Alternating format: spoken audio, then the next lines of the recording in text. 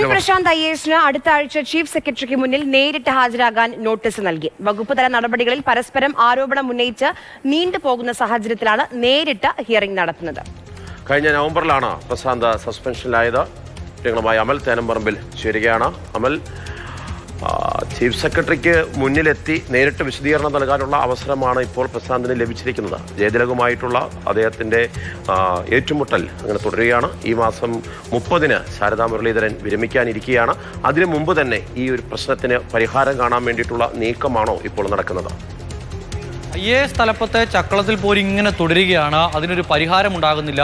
മുതിർന്ന IAS ഉദ്യോഗസ്ഥർ പരസ്പരം ഏറ്റുമുട്ടുന്നു. സമൂഹ മാധ്യമങ്ങളിലൂടെ പ്രശാന്താണെങ്കിൽ തുടർച്ചയായി മുതിർന്ന IAS ഉദ്യോഗസ്ഥർക്ക് നേരെ വിമർശനങ്ങൾ ഉന്നയിക്കുന്നു. വിമർശനം എന്നൊക്കെ പറയുമ്പോൾ പരിധി കടന്നുള്ള വിമർശനങ്ങൾ ഉണ്ടാകുന്നു. ചിത്തരോഗി എന്നടക്കം വിശേഷിപ്പിച്ചുകൊണ്ടുള്ള ഫേസ്ബുക്ക് പോസ്റ്റുകളും മറ്റുമൊക്കെ വരുന്നു.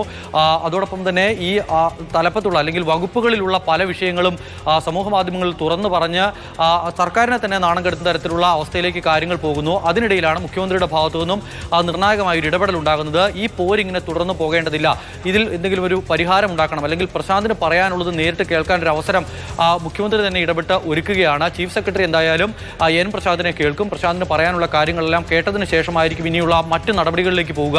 പ്രശാന്തിന് സസ്പെൻഷൻ പിൻവലിക്കാനുള്ള സമയപരിധി സാധാരണ നിലയിലാണെങ്കിൽ ഒരുപാട് കഴിഞ്ഞുപോയി. പക്ഷേ ഓരോ തവണ ഹിയറിംഗ് നടക്കുന്ന സമയത്തും അല്ലെങ്കിൽ വിശദീകരണം ചോദിക്കുമ്പോഴും പ്രശാന്തിന്റെ ഭാഗത്തു നിന്നും പ്രകോപനപരമായ മറുപടികളാണ് ഉണ്ടാകുന്നത്. അതിനാൽ തന്നെ സസ്പെൻഷൻ പിൻവലിക്കാൻ സർക്കാർ തയ്യാറായിരുന്നില്ല. ഇനി എന്തായാലും പ്രശാന്തിനെ കൂടി കേട്ട ശേഷം ഈ വിഷയത്തിൽ ഒരു തീർപ്പ് കൽപ്പിക്കാം എന്നുള്ളതാണ് ഇപ്പോഴത്തെ തീരുമാനം. മാർഷൽ അമൽ തേനമ്പറമ്പിലാണ് വിവരങ്ങൾ നൽകുന്നത്. ഈ മാസം 30-ന് ശാരദാ മുരളീധരൻ വിരമിക്കുകയാണ്. പകരം ജയതിലക് വരുമോ അതോ കേന്ദ്ര ഗ്രാമവികസന വകുപ്പ് സെക്രട്ടറി ആയിട്ടുള്ള മനോജ് ജോഷി, അദ്ദേഹം 1989 ബാച്ചാണ്, അദ്ദേഹം മടങ്ങി വരുമോ എന്നുള്ള കാര്യത്തിലൊരു സംശയം ഇപ്പോൾ നിലനിൽക്കുകയാണ്. അതിനിടയിൽ ചീഫ് സെക്രട്ടറിയുടെ മാറ്റത്തിനനുസരിച്ച് ജയതിലക് വരുന്നതിന് മുമ്പ് ഞാൻ പ്രതീക്ഷിച്ചതാണ് പ്രശാന്ത് ഒരുപക്ഷെ ജയതിലക് വരുന്നതിന് മുമ്പ് ഈ വിഷയം അവസാനിപ്പിച്ച് കയറിയില്ലെങ്കിൽ ബുദ്ധിമുട്ടായി പോകും.